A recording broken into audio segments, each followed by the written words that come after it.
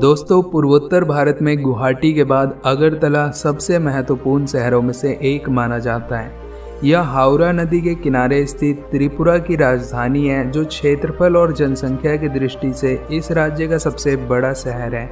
बांग्लादेश से महज 2 किलोमीटर की दूरी पर स्थित ये शहर सांस्कृतिक रूप से भी काफ़ी समृद्ध माना जाता है। यदि 2013 सेंसस की माने तो यहाँ की आबादी लगभग 4.38 लाख लोगों की है, जिसमें 94.09% हिंदू, 4.37% मुस्लिम्स और 0.99% ईसाई धर्म के लोग हैं। अगरतला की official language Bengali, Coke Borok and English है। बाकी यहाँ पर थोड़ी बहुत मोग, चकमा और हिंदी भी बोली जाती है। अगर हम इस शहर के इतिहास को देखें तो